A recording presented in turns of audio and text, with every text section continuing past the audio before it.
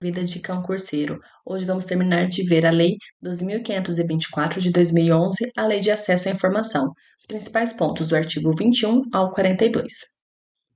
Bom, capítulo 4 das restrições de acesso à informação, seção 1, disposições gerais. Não poderá ser negado o acesso à informação necessária à tutela judicial ou administrativa de direitos fundamentais. As informações ou documentos que versem sobre condutas que impliquem violação dos direitos humanos praticada por agentes públicos ou a mando de autoridades públicas não poderão ser objeto de restrição de acesso.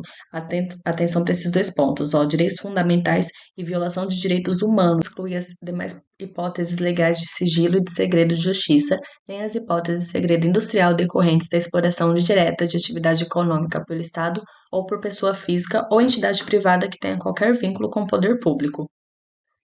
Seção 2. Da classificação de informação quanto a grau e prazos de sigilo.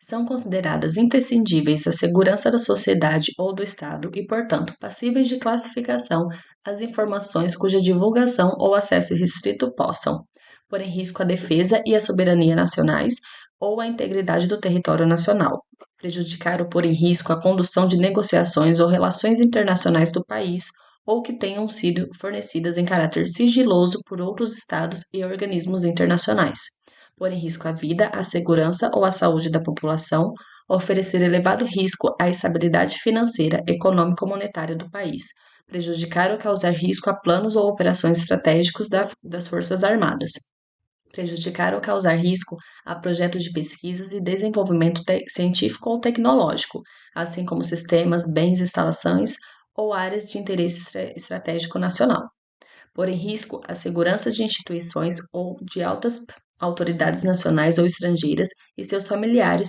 ou comprometer atividades de inteligência, bem como a investigação ou fiscalização em andamento relacionadas à prevenção ou repressão de infrações. Essa classificação, ela nada mais é do que o grau de sigilo ao qual a informação vai ser submetida, tá bom? A informação em poder de órgãos e entidades públicas, observado o seu teor em razão de sua imprescindibilidade à segurança da sociedade e do Estado, poderá ser classificada como ultrasecreta, secreta ou reservada. Os prazos máximos de restrição a essa informação, conforme a classificação prevista no caput, vigoram a partir da data da sua produção e são as seguintes. Atenção nesse ponto que é bastante cobrado em prova. Ultrasecreta, ela tem validade de classificação de 25 anos. Secreta, 15 anos, e a reservada ela vai ser classificada como sigilosa durante 5 anos. As informações que poderem colocar em risco a segurança do presidente, do vice-presidente da República e também de seus respectivos cônjuges e filhos da família, serão classificados como reservadas. Atenção nesse ponto que eu já vi caindo em prova, eles tentando trocar reservada para área secreta ou para ultra secreta. E não é assim, tá bom? É reservada, atenção nesse ponto. E ficarão sob sigilo até o término do mandato do exercício ou do último mandato, caso de reeleição. Alternativamente aos prazos do parágrafo 1, poderá ser estabelecida como termo final de restrição de acesso à ocorrência de determinado evento, desde que ele ocorra antes do transcurso do prazo máximo de classificação. Ou seja, se esse evento vier a ocorrer depois do transcurso do prazo máximo de classificação, por exemplo, se a informação for classificada como reservada e o evento vier a ocorrer 6 anos após essa classificação, que já passaria do prazo de 5 anos da informação reservada, ele não é válido.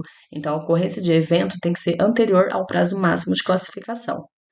Transcorrido o prazo de classificação ou consumado o evento que defina seu termo final, a informação tornar-se-á automaticamente de acesso público. É automaticamente, tá? Ela não precisa de que nenhum evento aconteça, nenhuma autorização seja feita para ela ser desclassificada. Fica dentro nesse ponto que às vezes a banca pode tentar te confundir. A classificação da informação em determinado grau de sigilo deverá ser observado o interesse público da informação e utilizado o critério menos restritivo possível, considerados a gravidade do risco ou dano à segurança da sociedade e do Estado e o prazo máximo de restrição de acesso ou evento que defina seu termo final. Gente, fique atento a isso aqui, ó. Às vezes a banca pode tentar te confundir e colocar o critério como o mais restritivo possível. Mas lembra daquele outro vídeo? Um dos fundamentos dessa lei é justamente a cultura da transparência. Então, sempre vai ser o critério menos restritivo possível, tá bom? Então, considerando sempre o risco à segurança do Estado e o prazo máximo de informação. Se caso vocês quiserem dar uma olhadinha no outro vídeo, voltar lá para ver tanto os fundamentos como a cultura da transparência e verificar que as informações elas só vão ser restritas dentro de alguns casos extremos, alguns casos específicos, inclusive esse da gravidade do risco à segurança do Estado. Então, esse parágrafo 5 acaba ficando um pouco mais claro se você voltar lá no começo da lei. Seção 3 da proteção e do controle de informações sigilosas. É dever do Estado controlar o acesso e a divulgação de informações sigilosas produzidas por seus órgãos e entidades, assegurando a sua proteção. O acesso à divulgação e o tratamento da informação classificada como sigilosa ficarão restritos a pessoas que tenham necessidade de conhecê-la e que sejam devidamente credenciadas na forma do regulamento, sem prejuízo das atribuições dos agentes públicos autorizados por lei. O acesso à informação classificada como sigilosa cria a obrigação para aquele que a obteve de resguardar o sigilo. Regulamento disporá sobre procedimentos e medidas a serem adotados para tratamento de informação sigilosa, de modo a protegê-la contra perda, alteração indevida, acesso, transmissão e divulgação não autorizados. As autoridades públicas adotarão as providências necessárias para que o pessoal a elas subordinado hierarquicamente conheça as normas e observe as medidas e procedimentos de segurança para o tratamento de informações sigilosas. A pessoa física ou entidade privada que, em razão de qualquer vínculo com o poder público, executar atividade de tratamento de informações sigilosas, adotará providências necessárias para que seus empregados, prepostos ou representantes observem as medidas e procedimentos de segurança das informações resultantes da aplicação desta lei. Seção 4 dos procedimentos de classificação, reclassificação e desclassificação. A classificação de sigilos de informações no âmbito da administração pública federal é de competência, no grau ultra-secreto, que é o mais restritivo, cujo prazo para divulgação é de 25 anos. Quem pode classificar a informação como ultra-secreta é o presidente da República, vice-presidente da República, os ministros de estados e autoridades com as mesmas prerrogativas que eles, os comandantes da Marinha, do Exército da Aeronáutica. Mas lembre-se, os comandantes só podem classificar como outra secreta se tiver a ratificação do ministro de Estado. Os chefes de missões diplomáticas também podem, consulares permanentes do exterior, porém eles também precisam da ratificação do ministro de Estado. Em se tratando de grau secreto, lembre-se sempre da prerrogativa de quem pode mais também pode menos. Então, no caso, todas as autoridades previstas no inciso 1 também poderão, além de classificar como ultra secreta, classificar como secreta. Além delas, as autoridades também que podem estar classificando como secretos são os titulares de autarquias, fundações e empresas públicas e sociedades de economia mistas. Então, lembra, secreto também podem os titulares, além desses aqui de cima. E no grau reservado, lembre-se, quem pode mais também pode menos. Então, no grau reservado, todas as autoridades do inciso 1 e também as do inciso 2 podem estar classificando como a informação como reservada. Além dessas autoridades, as também que exerçam função de direção, comando e chefia, de acordo com a regulamentação específica de cada órgão e entidade, observado o disposto nesta lei. Lembrando que a competência prevista no inciso 1 e 2, no que se refere à classificação como ultra secreta e secreta, poderá ser delegada pela autoridade responsável ao agente público, inclusive em missão exterior, vedado a subdelegação, tá? Fique atento nesse ponto. Seção 5 das informações pessoais. O tratamento das informações pessoais deve ser feito de forma transparente, com respeito à intimidade, vida privada, honra e imagem das pessoas, bem como as liberdades e garantias individuais.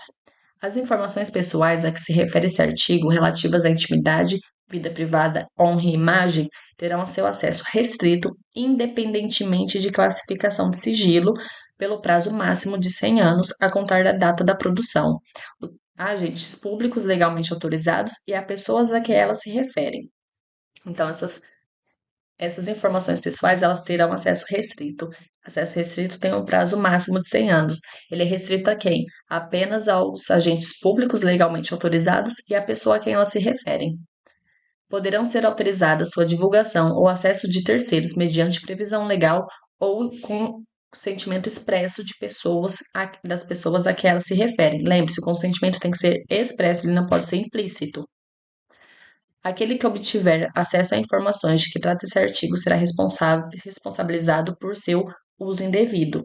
O consentimento referido no inciso 2 do parágrafo 1 não será exigido quando as informações forem necessárias para prevenção do diagnóstico médico, quando a pessoa estiver físico-legalmente incapaz e para utilização única e exclusivamente para o tratamento médico. Exclusivamente para tratamento médico, quando ela for obtida informação para diagnóstico médico. Para a realização de estatística e pesquisas científicas de evidente interesse público ou geral previstos em lei, sendo vedada a identificação das pessoas a que elas se referem. Não pode identificar no caso de pesquisa de estatística científica de evidente interesse público, tem que ser evidente interesse público. Ao cumprimento de ordem judicial, à defesa de direitos humanos ou à proteção do interesse público e geral preponderantemente. A restrição de acesso à informação relativa à vida privada, honra e imagem de pessoa não poderá ser invocada com o intuito de prejudicar processo de apuração de irregularidades em que o titular das informações estiver envolvido, bem como ações voltadas para a recuperação de fatos históricos de maior relevância. Capítulo 5 das responsabilidades. Constitui-se condutas ilícitas que ensejam responsabilidade do agente público ou militar. Recusar-se a oferecer informação requerida nos termos desta lei, retardar deliberadamente o fornecimento ou fornecê-la intencionalmente de forma incorreta, incompleta ou imprecisa. Utilizar indevidamente, bem como subtrair, destruir, inutilizar, desfigurar, alterar ou ocultar total ou parcialmente a informação a que se encontre sob sua guarda ou que tenha acesso ou conhecimento em razão de do exercício das atribuições de cargo, emprego ou função pública. Agir com dolo ou má-fé na análise das solicitações de acesso à informação. Divulgar ou permitir a divulgação ou acessar ou permitir o acesso indevido à informação sigilosa ou informação pessoal. Impor sigilo à informação para obter proveito pessoal ou de terceiro, ou para fins de ocultação de ato legal cometido por si ou por outrem. Ocultar da revisão da autoridade superior competente informação sigilosa para beneficiar a si ou a outrem, ou em prejuízo de terceiros. E destruir ou subtrair por qualquer meio documentos concernentes às possíveis violações de direitos humanos por parte do agente de Estado. Atendido o princípio do contraditório, da ampla defesa e do devido processo legal, as condutas descritas no caput serão consideradas, para fins dos regulamentos disciplinares das Forças Armadas, transgressões militares médias ou graves, segundo o critério neles estabelecidos, desde que não tipificadas em lei como crime ou contravenção penal, ou para fins dos dispostos da Lei 8.112 e suas alterações, infrações administrativas, que deverão ser apenadas no mínimo com suspensão, segundo os critérios nelas estabelecidos. Pelas condutas descritas no caput, poderá o militar ou agente público responder também por improbidade administrativa, conforme previsto no disposto das leis 1079 de 50 e a 8.429 de 92. A pessoa física ou entidade privada que obtiver informações em virtude do vínculo de qualquer natureza com o poder público e deixar de prestar o disposto nessa lei se sujeitará às seguintes sanções: a advertência, que pode ser multada com multa, a rescisão de vínculo com o poder público, que também pode ser aplicado multa, a suspensão temporária de participar de licitação e impedimento de contratar com a administração pública por prazo não superior a 2 anos. Esse inciso também pode ser acumulado com a multa, tá bom? E lembre-se, a suspensão temporária, ela não pode ter prazo superior a 2 anos. Sempre se atentem a prazos, é bastante importante, porque sempre estão caindo em provas, porque é uma coisa muito fácil de confundir, é trocar um 2 por um 5 e já torna a questão errada. Declaração de idoneidade para licitar ou para contratar com a administração pública, até que seja promovida a reabilitação perante a própria autoridade que aplicou a penalidade. Então, a reabilitação tem que ser promovida perante a própria autoridade que aplicou essa penalidade. E essa penalidade, a declaração de idoneidade, ela é competência exclusiva da autoridade máxima do órgão ou entidade. As sanções previstas nos incisos 1, 3 e 4 poderão ser aplicadas juntamente com a do inciso 2, assegurando o direito de defesa do interessado no respectivo processo no prazo de 10 dias. A habilitação referida no inciso 5 será autorizada somente quando o interessado efetivar o ressarcimento ao órgão ou entidade dos prejuízos resultantes e após o decorrido prazo da sanção aplicada com base no inciso 4, que é a suspensão por 2 anos da participação de licitação e impedimento de contratar com a administração pública. A aplicação da sanção prevista no inciso 5 é de competência exclusiva da autoridade máxima do órgão ou entidade facultada à defesa do interessado no respectivo processo, no prazo de 10 dias à abertura de vista. Os órgãos e entidades públicas respondem diretamente pelos danos causados em decorrência da divulgação não autorizada ou utilização indevida de informações sigilosas ou informações pessoais, cabendo a apuração de responsabilidade funcional nos casos de dolo ou culpa, assegurando o respectivo direito de regresso. O disposto nesse artigo aplica-se à pessoa física ou entidade privada que, em virtude do vínculo de qualquer natureza com órgãos ou entidades, tem acesso à informação sigilosa ou pessoal e a submeta a tratamento indevido. Disposições finais e transitórias do capítulo 6. É instituída a Comissão Mista de Reavaliação de Informações, que decidirá, no âmbito da Administração Pública Federal, sobre o tratamento e a classificação de informações sigilosas e terá competências para requisitar da autoridade que classificar a informação como ultra-secreta e secreta, esclarecimento ou conteúdo parcial ou integral da informação. Rever a classificação de informações ultra-secretas ou secretas, de ofício ou mediante provocação de pessoa interessada, observado o disposto do artigo 7 e das demais dispositivos dessa lei.